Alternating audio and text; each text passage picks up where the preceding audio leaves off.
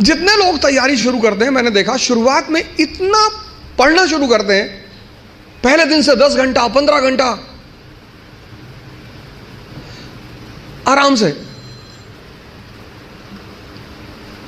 आपको पता नहीं, आपको लगता नहीं कि ये पेट है ना, हजम करना होता है, सिर्फ अंडरलाइन करना नहीं होता।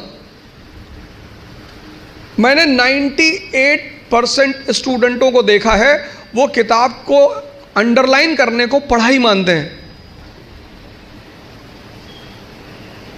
अपना स्व मूल्यांकन करना बहुत बड़ी बात होती है, सेल्फ इंट्रोस्पेक्शन।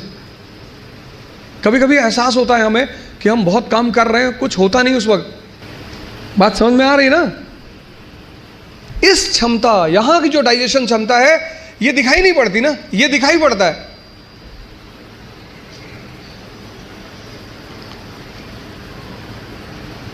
ये पेट दिखाई पड़ता है, ये पेट दिखाई नहीं पड़ता।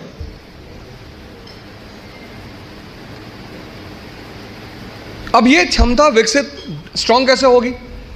बड़ा प्यारा फॉर्मूला, सेकंड फॉर्मूला। क्षमता बढ़ानी है मन की, हजम करने की, बहुत प्यारा, जो कि फिर 98% लोग नहीं करते। तुम बिना सोचे पढ़ सकते हो,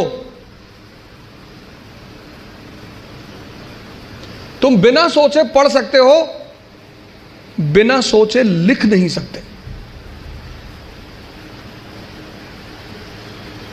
एक फॉर्मूला है 20 पेजेस पर डे। आप लिखिए। आप किसी भी कोचिंग जाते हैं, कहीं भी जाते हैं, कोई टॉपिक खत्म होता है, उस टॉपिक को आप कम से कम 5 बार लिखिए। अब पढ़ने की आदत छोड़िए, लिखना शुरू करिए। जितना आप लिखेंगे उतना सोचने की क्षमता या हजम करने की क्षमता डेवलप होगी। 3 महीने, 90 दिन का कोर्स है ये। 3 महीने, 3 महीने अगर 20 पेजेस लिख ले गए तो तुम बिलीव नहीं करोगे कि तुम्हारे सोचने की क्षमता कितनी डेवलप हो जाएगी, हजम करने की क्षमता कितनी डेवलप हो जाएगी।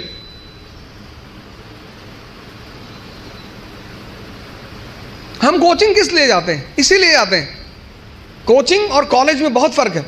कॉलेज आप पढ़ने के लिए जाते हैं, कोचिंग आप सीखने के लिए जाते हैं।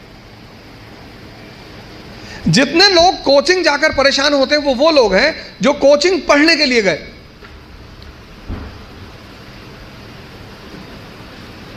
अगर कोचिंग भी पढ़ा रही है और कॉलेज भी पढ़ा रही है तो फिर दोनों में फर्क कहां है?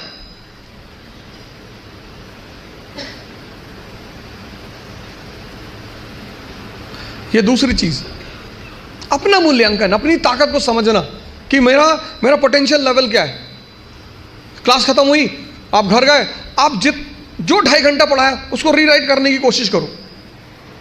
संभावना है कि आप सिर्फ 30% लिख पाएंगे, शायद। कुछ लोग तो 10% भी नहीं रिकॉल कर पाते।